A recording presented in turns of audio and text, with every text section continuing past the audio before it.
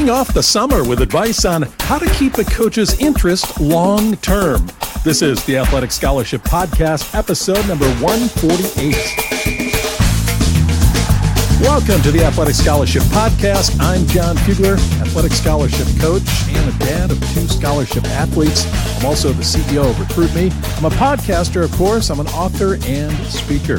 And the sponsor of this episode is the Athletic Scholarship Playbook. That's my book. It's a complete college recruiting roadmap for high school athletes and parents. It's available on Amazon, of course.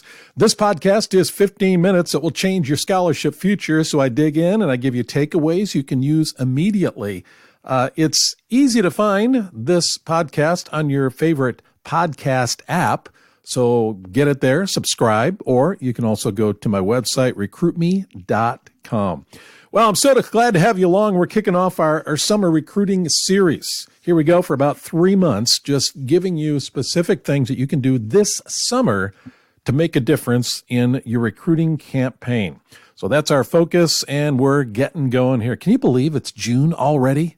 I mean, things are just screaming along, and you'll be surprised how fast summer comes and goes. It's easy to say, phew, summer is here. And if you're a student athlete, you're thinking, finally, I get done with school and I can relax a little bit, sleep in, maybe work a few hours, then compete in my sport. Don't leave out recruiting. This is a huge season for you. All college sports are out of season. Well, of course, right now the spring sports are into their postseason, but that's only some schools. College World Series getting ready to come up for baseball, and there are other spring sports that are pretty much in the postseason right now. But the summer, in the heat of the summer, coaches are recruiting. They have the time, and you need to be looking at it that way. So don't coast this summer. I'm not going to let you do it. In fact, in most cases, in most episodes this summer, I'm going to give you an assignment. Parents, athletes, together. I'm going to give you an assignment. I want to keep you accountable. That's what I'm about. I believe that the step-by-step process to an athletic scholarship is what you need to use. It is simple, but you have to work at it. I want to remind you about the recruiting masterclass I have. It's free, and I want you to go watch the video. It's 5 steps to your athletic scholarship dream. The recruiting masterclass, here's where you find it. You can find it on my Recruit Me YouTube channel. Yeah, I got a YouTube channel. Or you can go onto my resources page on my website at recruitme.com, recruit-me.com. Hey, if you're new, go ahead and get another free resource I have for you. It's the Recruiting Power Pack on the homepage of my website at recruitme.com. If you go there, then you'll find yourself coming away with some neat things. I got 3 things in the Recruiting Power Pack. One of them is your player profile or your resume. It's a template you can use to send to coaches. That's one of the key elements. Hey, do you want to learn how to use video? Then I've got an audio which teaches you how to use video. That's 2 of the 3 things you can find in the free Recruiting Power Pack. I want to equip you for the summer, but you've got to go ahead and do something. Don't just listen to this podcast, but take action on the things that I talk about, okay? I'm going to be a slave driver this summer. I'm going to be tough. No playing around. No, not for me. Oh, my. No, we are going to have fun, actually. Hey, want to give you a tip of the week from the Athletic Scholarship Playbook, and this is about NCAA contact rules. Here's something to digest. Coaches are restricted on when they can first contact you and how often they can contact you as a prospective student athlete. So that first contact may not happen for a while. For the latest NCAA rules on communications with student athletes, go to the NCAA website. Type in recruiting calendar. That's what you want to look at and study it for your sport so you can understand it. I'll tell you, these contact rules are getting so complicated, so detailed. It used to be uniform. Now it changes per sport. I'll tell you, you don't have to be an expert, but it's good to know what those contact rules are so you're not disappointed when coaches aren't contacting you like you wish they would. That's from page 70 of the Athletic Scholarship Playbook. I encourage you, for your summer reading, pick up the Playbook. It's on Amazon. You can get the audiobook free if you try out Audible for 30 days. They want you to do that. Just cancel if you don't want it after that, but you get the free Athletic Scholarship Playbook audiobook. Choose that for your free audiobook. Again, go to my resources page for more information on that and links. Well, I want to get right into today's topic on how to keep a coach's interest long-term. Long-term, this recruiting drive is a long drive. It's a coast-to-coast drive, especially if you're starting early. I interacted by email with one parent, and their child was in sophomore year. They've got a long drive cross-country for this. If your kid's entering senior year, you got a shorter drive. So you got to step it up, pedal to the metal here. But how can you keep a coach's interest long-term? You've got the time this summer to really do some of these things. And there may be two cases we're talking about. One is when you're not fully interested in that school, but the coach is interested in you. So I'm not a fan of deceiving a coach, not being honest with the coach, trying to lead the coach on. I don't want you to do that. Consider this, though. Even though you're not interested now, and a particular program may be low on your list, that can and will change over the years or over the months. It may rise. You'll be surprised. The school that you thought least likely that you'd compete at, that you get a scholarship at, is the school you end up at. You have a snapshot right now of your interest level.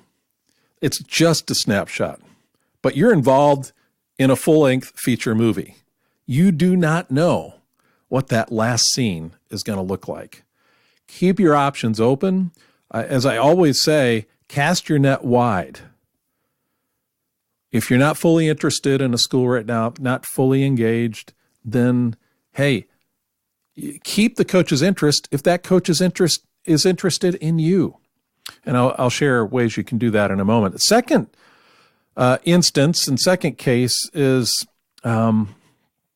when a coach is engaged in communication with you and you are interested. How can you keep that communication going long term? The coach might be interested in you now, but maybe he or she down the road is going to start losing interest. Well, you don't want that to happen, unless, of course, it becomes obvious to both of you that it's just not a good fit. However, there are things that happen that are not under your control that cause a coach to lose interest. You need to step it up and make sure that coach remains engaged. All right, so there's two instances: when you're not fully engaged and when the coach isn't fully engaged anymore or isn't engaged yet. How do you keep a coach's interest once that interest has been indicated by the coach? Let's talk about that. And as I said, this summer, you've got opportunities to be able to use time to capitalize on these things. First of all, what you need to do, you've got to get this down. This one is so easy, and yet it's neglected by so many families. And it's this: respond to all communication and requests promptly. If a coach calls you, call her back. If it's voicemail and you missed the call, call her back. If a coach sends you an email, send an email back. Don't wait. Don't sit on it. The quicker you respond, the more you're telling that coach you are interested in their program. Respond to all communication and all requests promptly. If the coach is asking for a video, send them the link to your video. If you don't have a video, respond right away. Don't just leave a gap in there of communication. Respond right away and say, hey, I'm working on my video. When I have it ready, I will send you the link. But respond. Don't let the communication die. You got to remember, from the coach's side, they're sending out communication to dozens, maybe even hundreds of athletes. If you're not responding, they're going to forget you. they're going to assume you're not interested anymore when you really might be interested. Do not assume anything. Be clear in your communication, and please respond to all requests and communication promptly. If you get anything out of this episode, that would be it. Respond promptly all the time. Here's a second thing that's important, and I've talked about this before. Send updates. Use this summer to send updates about how you're doing in competition at the end of your summer season, or maybe you're going to a tournament and you want to send an update to the coach afterwards, say, here's how I did in the tournament. Or if maybe you're in track and you've got a meet coming up, a special invitational, then when that's over, send an update to the coaches on how you did. You don't want to be a pest, but you kind of do want to be a pest. You don't want to send information that's really not useful. But if you've got something to say to a coach, send an update. You want to communicate frequently. Don't hold all your information for the end of a year or even a semester. If you have something to say, if you have something to update the coach on, send that update. If you've got your SAT or ACT scores, send the update to the coach. Ask him or her to add that to your file. I talk about the one-page update, and if you have the playbook, you see that in there. If you have Recruit Me 3.0, I show you how to do that. It's absolutely clear on how to put an update together and send it. One sheet. This is really quick. It's an update on what you've accomplished, and you want the coaches to have that. Send updates. Send them often. Let them know that you are really thinking of them. Personalize that update too. Personalize that update. The third thing you want to do in order to keep a coach's interest long-term, and remember, we're talking about long-term, you got to be committed to this over the entire recruiting period. You want, at the end of this recruiting period, to have choices of where you want to compete and hopefully multiple offers, but you want to make sure that you're committed to this long-term for that to happen. So the third thing you can do is call. Call coaches. Check in with them. Have some content that's valuable to talk about. Maybe you give a verbal update. Perhaps you, over the period of time, you've got some specific questions about their program. Maybe about majors in the school. You might want to check in just to let the coach know, I just want you to know I'm still interested in your program. I haven't sent you anything in a while, but I'm still interested. In most cases, you're going to have to leave a message, but that's fine. That's okay. Take the initiative. Let the coach know that you're not just going to sit back, but you are still in the game with that program.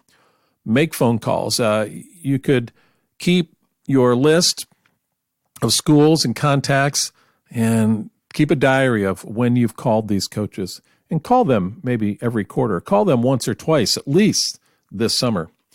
The fourth thing that goes along with this, whether you're calling or whether you're visiting, is ask good questions. Questions that show the coach that you have thought about that program. You've thought about their college or university. You've really given it some deep thought that you might be competing there. Don't ask just general questions, but ask specific things about their program, about the academics, about finance, about college life, all those things. But ask good questions. And be thinking that through. Write them down.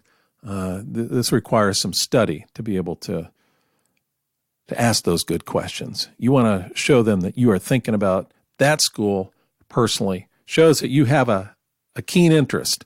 Other athletes aren't doing this. So those four things: respond to all requests promptly, send updates, make calls, and ask good questions. Here's your summer assignment this week. Get this done this week. Here it is. First, it's one assignment with two parts. Rank your schools. Rank the schools on your list that you're interested in, that you've been in contact with. First, rank them in order of interest, your interest in that school or program. Go ahead and rank them, make the lists. Secondly, rank them in order of engagement. And that list is going to be in a different order. Your highest interest school may be low in engagement. You're just not getting any action with them. So rank them in order of interest, rank them in order of engagement, compare those lists. It's good to get that. Why I'm asking you to do this is it's good to get that in mind, get perspective on where you stand. Everything gets kind of jumbled when you have communication going out to a lot of coaches. This helps sort it out and gives you a good understanding of where you're at right now. This is an excellent thing to do as we kick off summer together. So thanks for tuning in. Next week, we'll continue our summer recruiting series. We're going to keep going at this. And if you have any questions, and thank you for the questions that came in this week, had some interaction with some families, go ahead and email me at john@recruitme.com. And I encourage you to check out RecruitMe 3.0 as well at recruitme.com/system. Until then, God bless. I'll talk to you next week.